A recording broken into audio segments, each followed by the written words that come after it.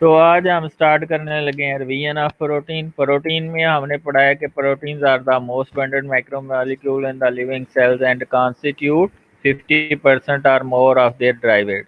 आपको पता ही है कि एक बॉडी वेट को देखें तो उसका 50 या 60% जो होता है वो अगर देखें तो वो प्रोटीन का होता है।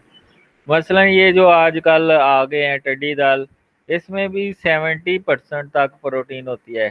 ठीक है, ये जो मकड़ियाँ ये जो फसलों को खा रही हैं, तो अगर इसको हम लेके इसको ड्राई करके पोल्ट्री एनिमल को डाइट दें तो वो बड़ी अच्छी प्रोटीन की सोर्स हो सकती हैं और पोल्ट्री की ग्रोथ बहुत ज़्यादा हो जाए उससे।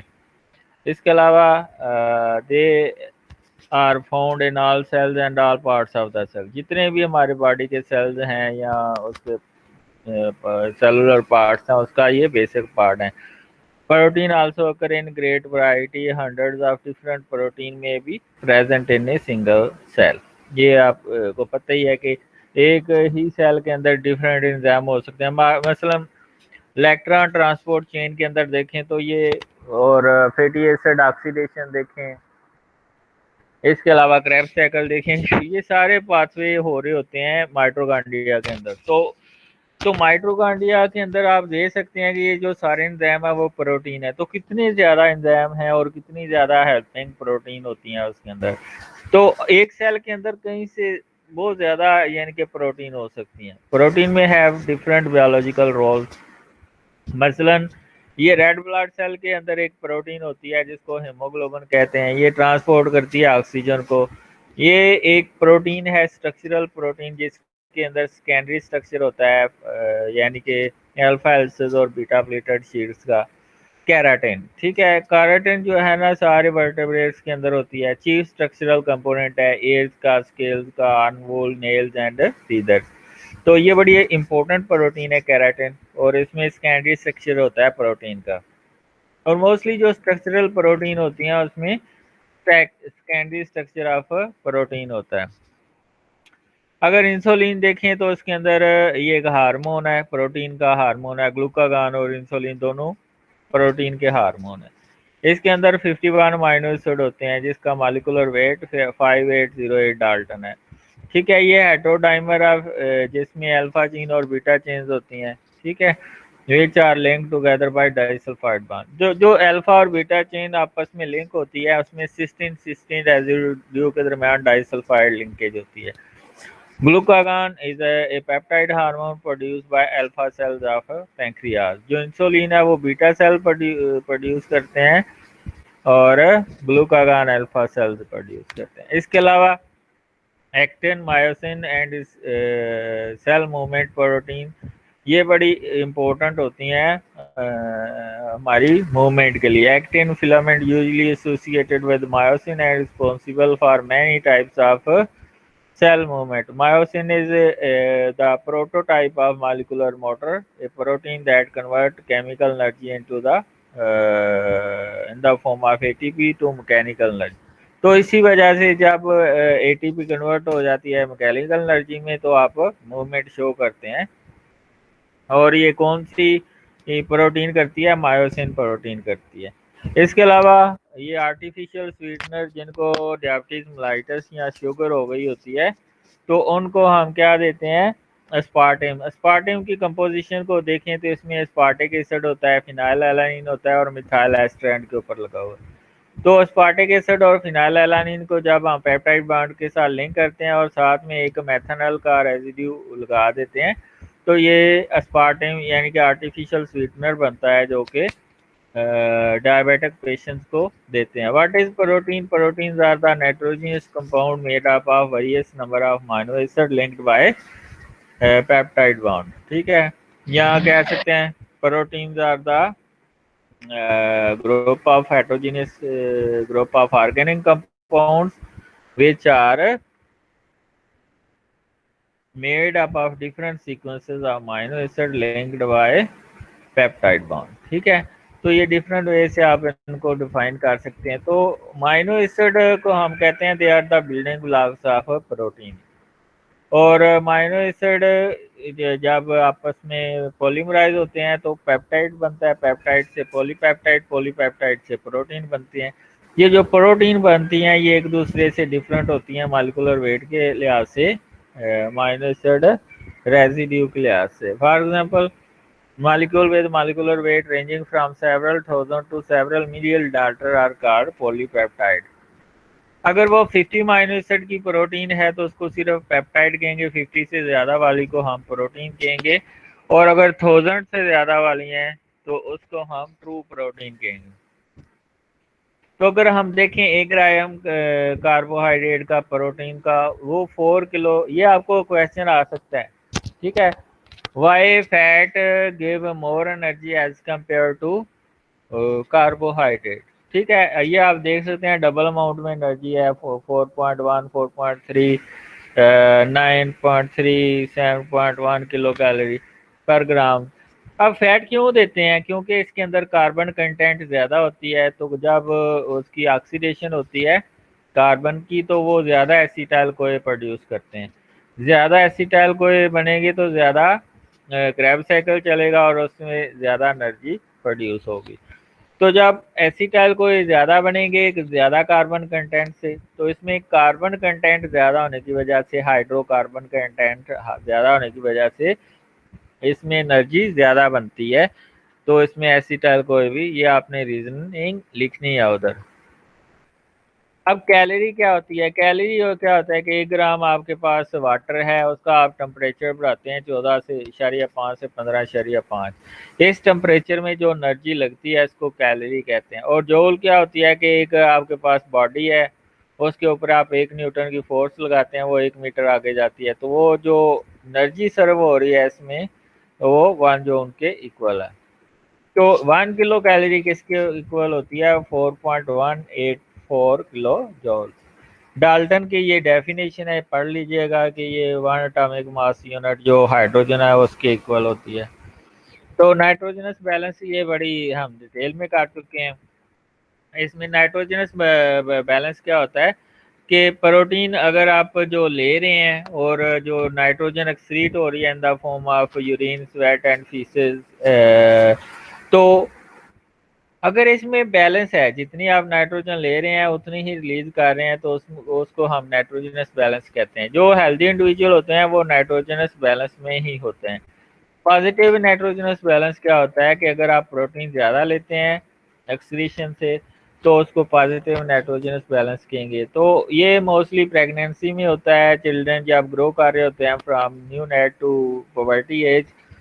इसके अलावा मैसिएशन इलनेस से जब रिकवरी हो रही है, मैसिएशन इलनेस के बहुत ज़्यादा प्रोटीन लॉस हो गया और लीन बॉडी वेट है, तो आप खाना खा रहे हैं तो उससे रिकवरी हो रही है, तो तब ये पॉजिटिव नाइट्रोजनस बैलेंस होगा। नेगेटिव नाइट्रोजनस बैलेंस कब होता है? जब लॉसेस ज़्यादा हो जाएं देन इनटेक, तो उस वक्त नेगेटिव नाइट्रोजनस बैलेंस होता है। तो इसमें ये भी हो सकता है कि आप प्रोटीन जो है वो नॉन डाइट में ले रहे हो, ठीक है, लेक ऑफ एसेंशियल माइनो एसिड यानी कि एसेंशियल माइनो एसिड ना ले रहे होंगे, तो यहाँ कोई स्ट्रेस की कंडीशन हो सकती है, trauma, burn, illness and surgery. Major जो ऑक्सीडेटिव प्रोडक्ट हैं ये भी आपको शॉर्ट क्वेश्चन में आ सकता है, what are the major nitrogenous oxidative products. तो इसमें यूरिया है, क्रिएटिनिन है, यूरिक एसिड है एंड अमोनिया है। अब कि ये परसेंटेज है डिफरेंट एलिमेंट्स में, कार्बन सबसे ज़्यादा होता है, इसके बाद ऑक्सीजन, नाइट्रोजन, फिर सल्फर, फिर hydrogen.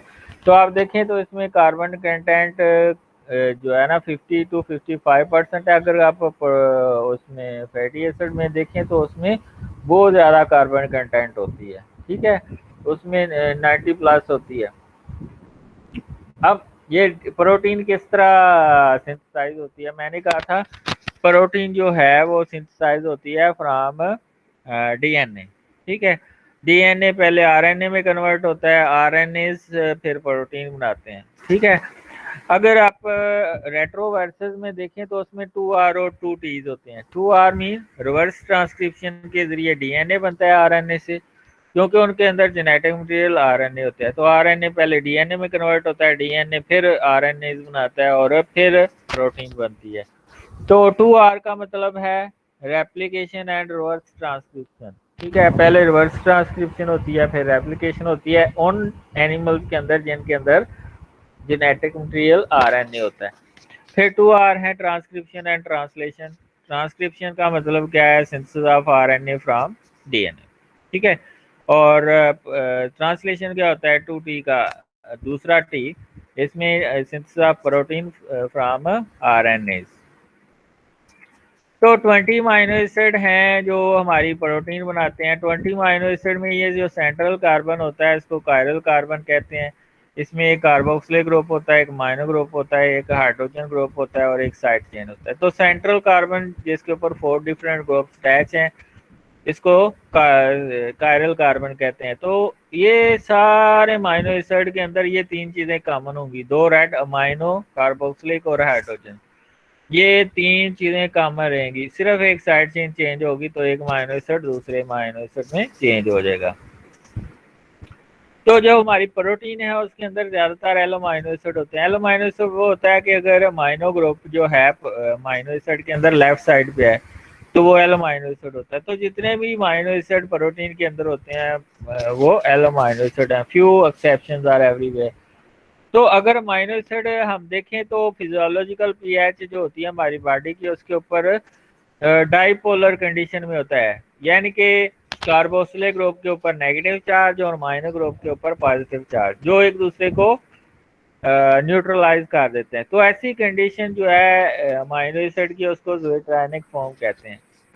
Amino acid in a solution, a neutral pH exists predominantly as a dipolar ion. This is known as zwitterionic form of amino acid. तो इस फॉर्म में क्या होता है कि जो अमाइनो एसिड है उसके कार्बोक्सिलिक ग्रुप से प्रोटॉन उतरता है और अमाइनो ग्रुप पे लग जाता है। इस पे नेगेटिव चार्ज आ जाता है, इसके ऊपर पॉजिटिव।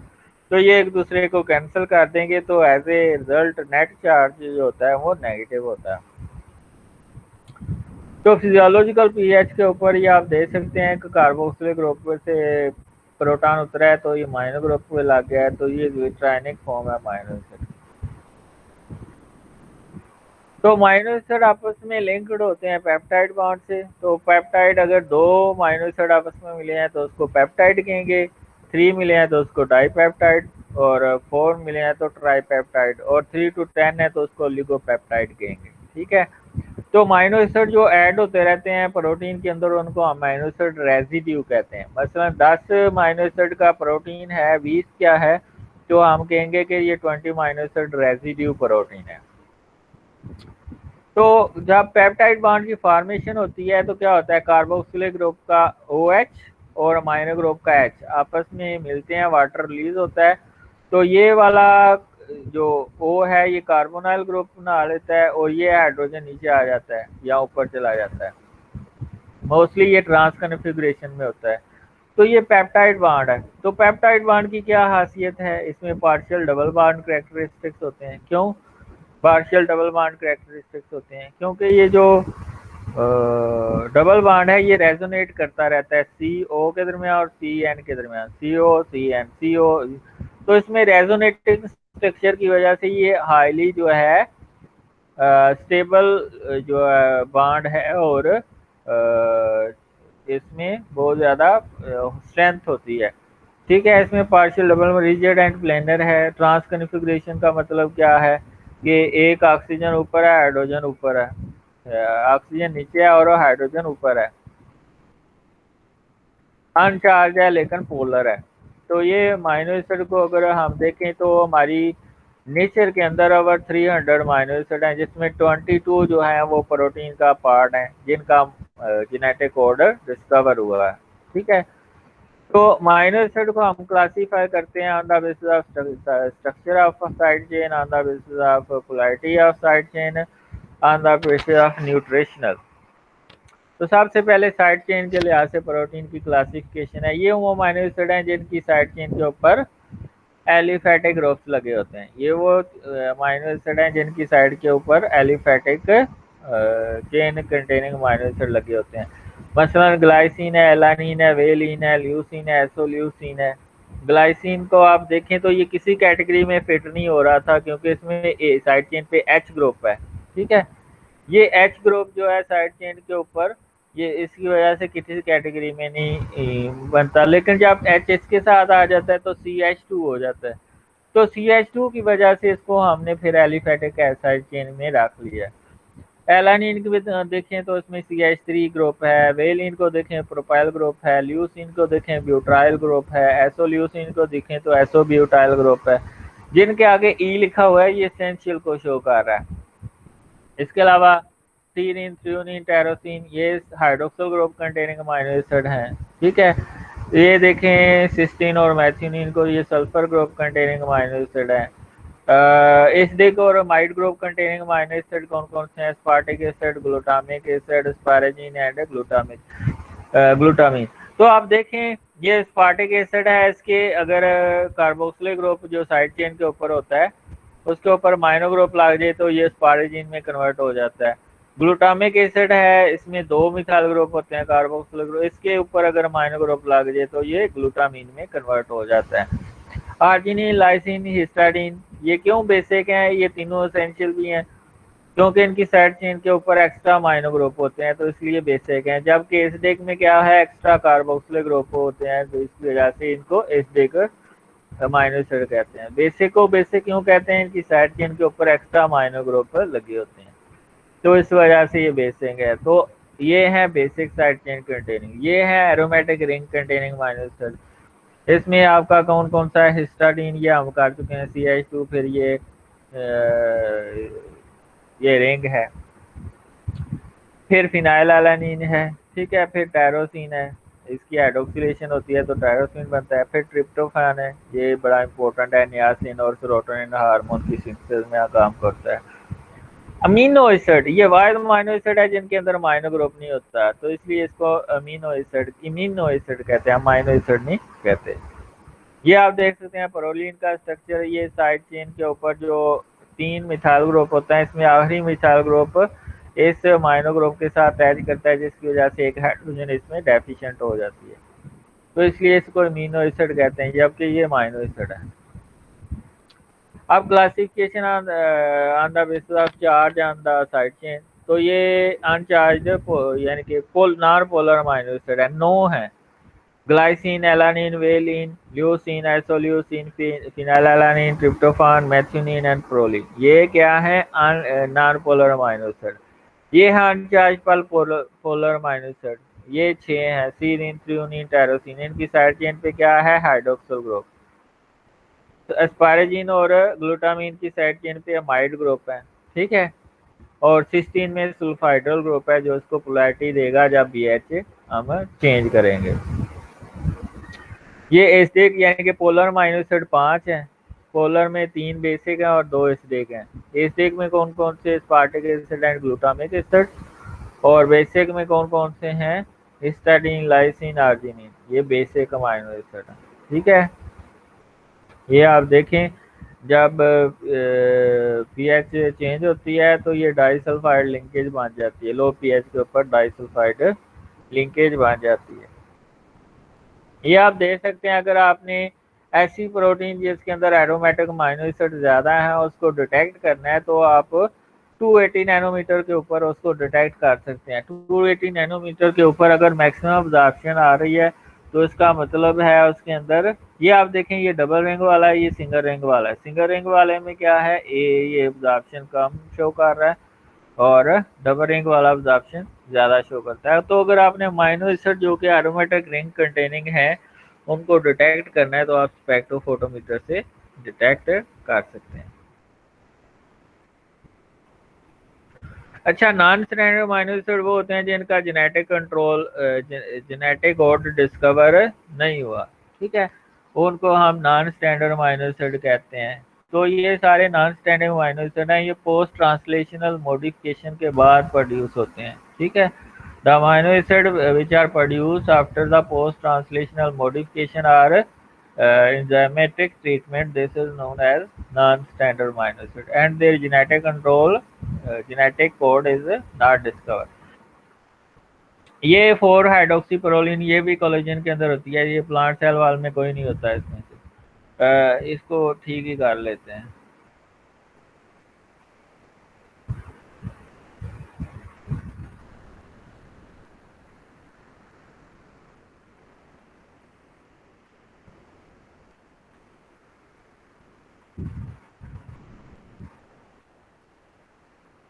अच्छा, ये जो कोलेजन है इसमें 5 हाइड्रोक्सीप्रोलिन भी होता है और 4 हाइड्रोक्सीप्रोलिन भी होता है। एंड मिथाइल लाइसिन ये मायोसिन के अंदर होता है, ये नॉन स्टैंडर्ड अमीनो एसिड है। ये आफ्टर एंजाइमेटिक रिएक्शन या पोस्ट ट्रांसलेशन और मॉडिफिकेशन के बाद प्रोड्यूस होते हैं। इसके अलावा गैमा कार्बोक्सी ग्लूटामेट प्रोटीन, ये मोस्टली एंजाइमेटिक हाइड्रोलिसिस होती है इनकी, प्रोलीन की और लाइसिन की। और ये हाइड्रोक्सी प्रोलीन प्रोड्यूस होता है और हाइड्रोक्सी लाइसिन प्रोड्यूस होता है। प्रोलीन हाइड्रोक्सिलेज और लाइसिन हाइड्रोक्सिलेज, ये इनको फंक्शन करने के लिए विटामिन सी की ज़रूरत होती है। तो जिनके अंदर विटामिन सी की डेफिशिएंसी होती है उनको स्कर्वी हो जाती है। तो ये नॉन स्टैंडर्ड अमीनो एसिड है। इसके अलावा ये दो नॉन स्टैंडर्ड अमीनो एसिड आर्निथिन और सिट्रोलिन, ये यूरिया साइकिल में प्रोड्यूस होते हैं। एसेंशियल अमीनो एसिड वो होते हैं जो आपकी बॉडी प्रोटीन नहीं प्रोड्यूस नहीं करती, आपको डाइट में लेना पड़ते हैं। तो प्लांट जो प्रोटीन होते हैं उसमें एसेंशियल अमीनो एसिड की डेफिशिएंसी होती है, कुछ के अंदर होते भी हैं सारे। एनिमल प्रोटीन के अंदर क्या है कि सारे एसेंशियल अमीनो एसिड मौजूद होते हैं।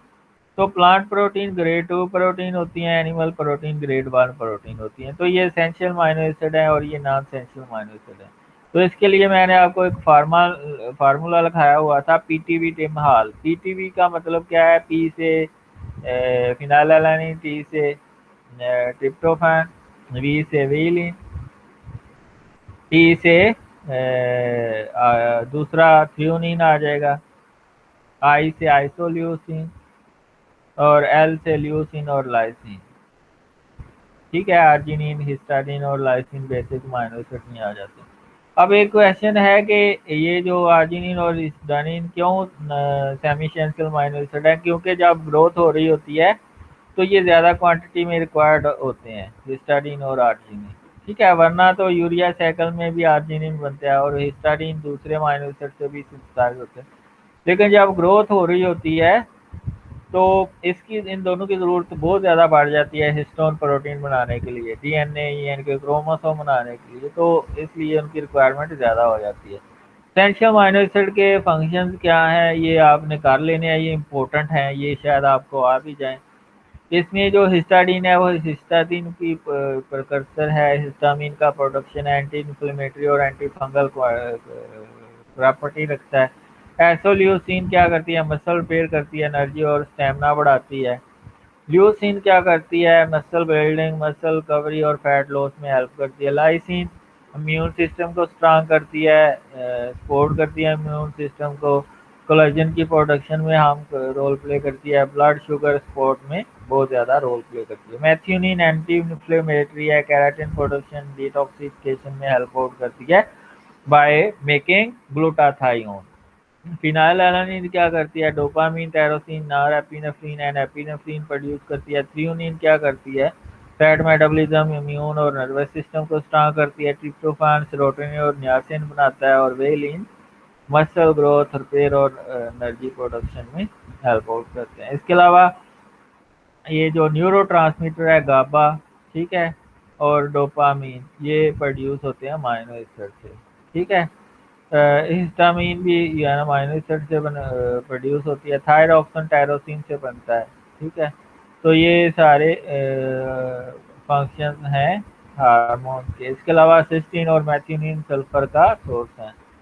आगे क्लासिफिकेशन ऑफ प्रोटीन, प्रोटीन को हम क्लासीफाई करते हैं on the basis of physicochemical property, on the basis of structure, on the basis of function, on the basis of shape. तो किसी तरह से भी हम इनको क्लासीफाई करते हैं। सबसे पहले सिंपल प्रोटीन वो होती हैं जो सिर्फ अमीनो एसिड की बनी होती है। इसमें albumin, globulin, globin, prolamin, histone, protamine. ठीक है, तो अल्ब्यूमिन को अगर देखें तो ये वाटर सॉल्युबल प्रोटीन है, प्लांट और एनिमल किंगडम दोनों के अंदर मौजूद होती है। Serum albumin, ovalbumin, lactalbumin, ये सारी अल्ब्यूमिन की टाइप्स हैं। और ये हीट से कोगुलेट कर जाती है, लेकिन फुल सैचुरेशन टेस्ट देती है अमोनियम सल्फेट के लिए क्योंकि इसका सरफेस एरिया ज़्यादा होता है। ये वाटर में इनसॉल्युबल होती है ग्लोबुलिन, ये डिल्यूट सॉल्ट सॉल्यूशन में जो है सॉल्युबलाइज कर जाती है और हीट कोगुलेट होती है, वेरियस एक्सटेंट उसकी होती है। तो ग्लोबुलिन एनिमल के अंदर होती है, लैक्टा ग्लोबुलिन, मायोसिन इन मसल, ओवोग्लोबुलिन, ये सारी जो हैं ये ग्लोबुलिन हैं। ये हाफ सैचुरेशन टेस्ट देती है अमोनियम सल्फेट के साथ, क्योंकि इसका सरफेस एरिया कम होता है। और प्रोटामीन को देखें, ये स्पर्म के अंदर यूज होती है, स्मॉलर साइज होती है, बेसिक प्रोटीन है, ठीक है। ये अमोनियम हाइड्रोक्साइड के अंदर सॉल्युबलाइज कर देती है, न्यूक्लियो प्रोटीन भी बनाती है, ठीक है। और इसमें आर्जिनिन ज़्यादा होता है, ठीक है। इसमें टायरोसिन और ट्रिप्टोफान, दो एरोमेटिक अमीनो एसिड डेफिशिएंट होते हैं।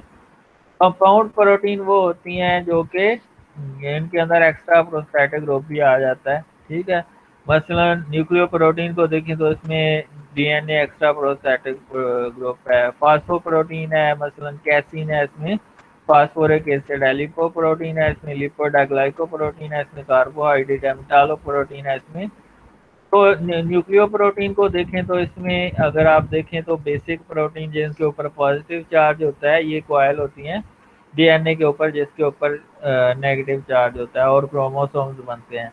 These protein are most abundant in tissue having large proportion of nuclear material, जैसे कि यीस्ट हो गया, ग्लैंड और स्पर्म सेल हो गए। फास्फोप्रोटीन, ये इसके अंदर फास्फोरिक एसिड भी होता है, कैल्शियम भी होता है, इसलिए ये दांतों की ग्रोथ और बोन की डेवलपमेंट के लिए बहुत ज़रूरी है। तो कैसिन प्रोटीन जो है वो मिल्क के अंदर होती है, जो कि फास्फोरिक एसिड। इसके अलावा वाइटलिन ऑफ एग योग के अंदर भी फास्फोरिक एसिड होता है।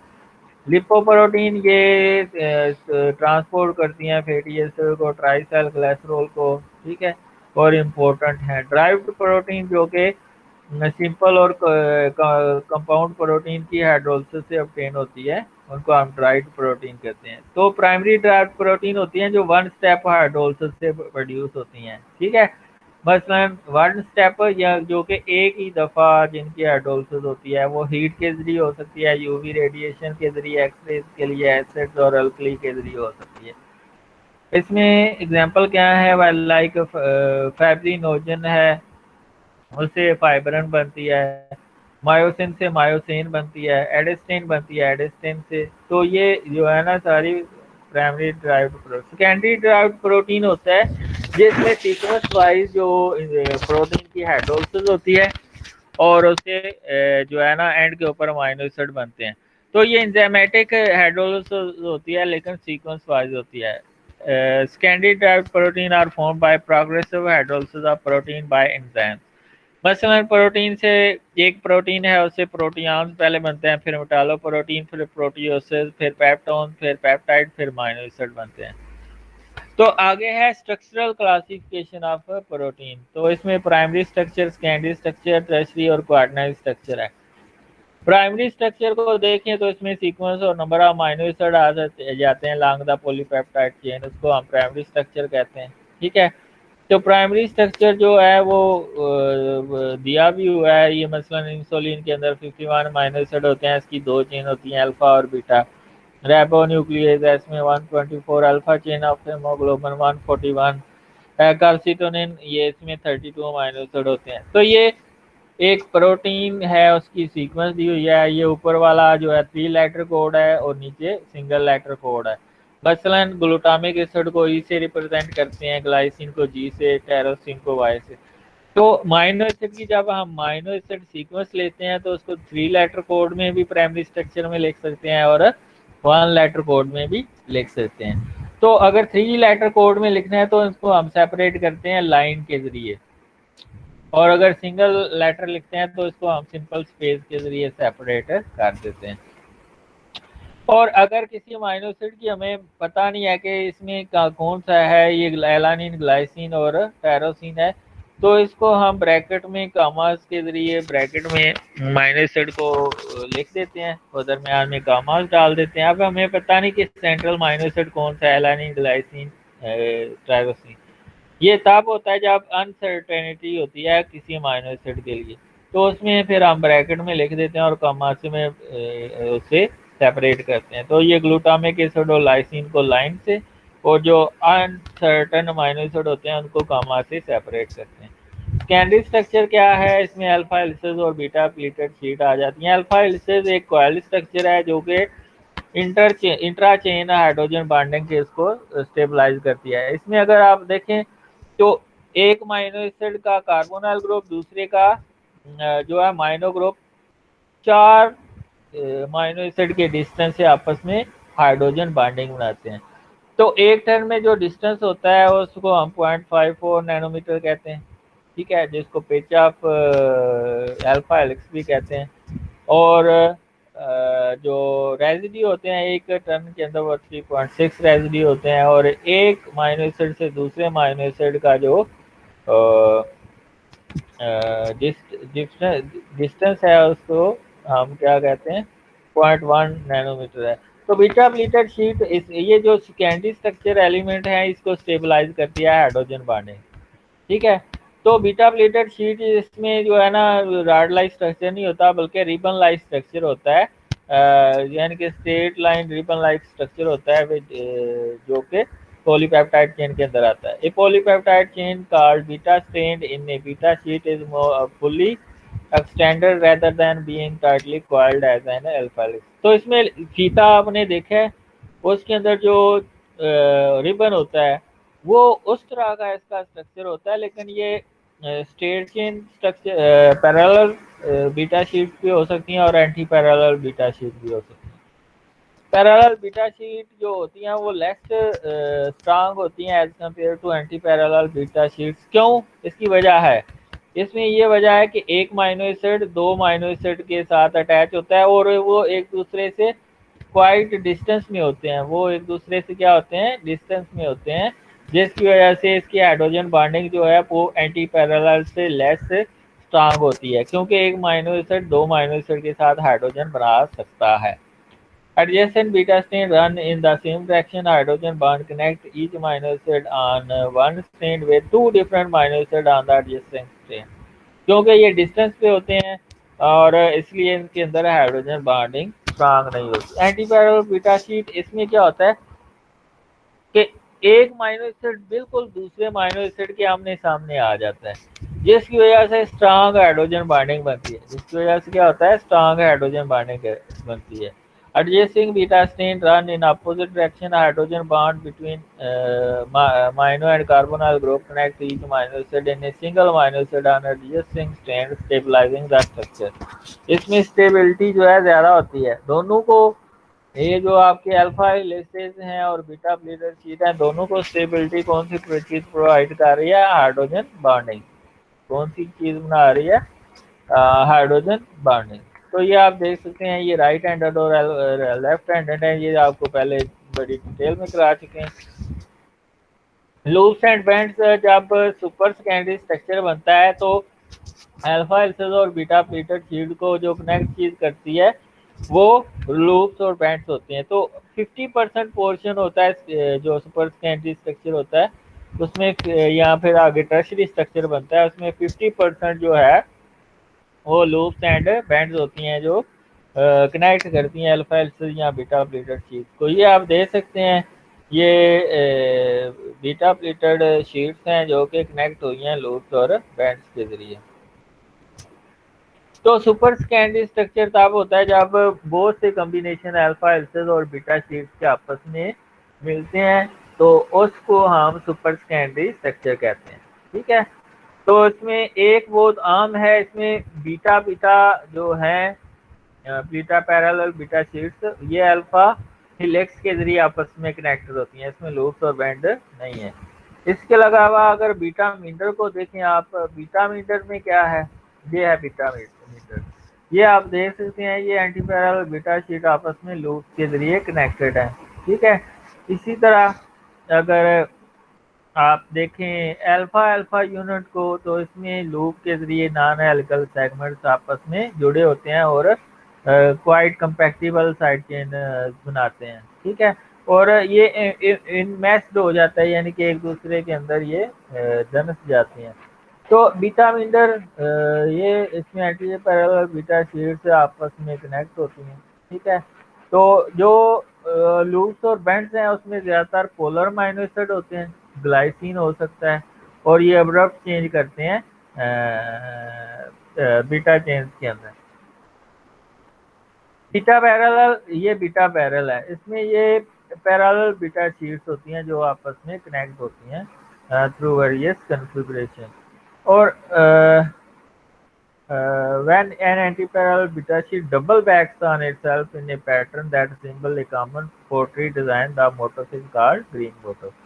ये ग्रीन मोटिव इसमें क्या है कि एक जो आप देखते हैं एंटी पैरेलल बीटा डबली बैक होती है एक दूसरे के ऊपर, तो उसको हम क्या कहते हैं ग्रीक की, ये क्योंकि जो ग्रीक के बर्तन थे उनका ये स्टाइल इस तरह का होता है, तो इसलिए तो इसको ग्रीन की मोटिव भी कह सकते हैं। ये आप देख सकते हैं।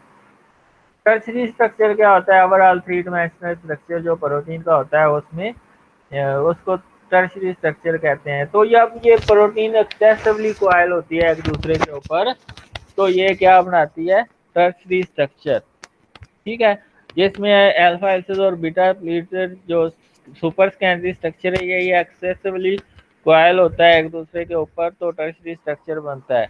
और इसमें कुछ पॉइंट्स होते हैं जहाँ पे स्पेस रह जाती है, वहाँ पे आपका सबस्ट्रेट आके लगता है और प्रोडक्ट के अंदर कन्वर्ट हो जाता है।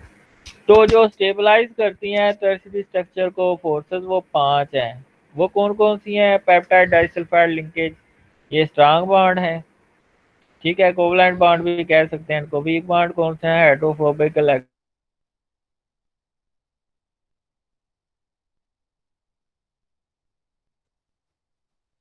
के अपोजिट चार्ज एक दूसरे को इलेक्ट्रोस्टैटिक इंटरेक्शन के जरिए यानी कि इलेक्ट्रॉनिक इंटरेक्शन के जरिए एक दूसरे को अटैच होंगे। तो इसमें हाइड्रोजन बॉन्डिंग कब बनती है, जब hydroxyl group containing amino acid carboxylic group या अमीनो ग्रुप के सामने आ जाते हैं। तो पार्शियल पॉजिटिव और हाईली इलेक्ट्रोनेगेटिव के साथ जो इंटरेक्शन होती है हाइड्रोजन बॉन्डिंग होती है।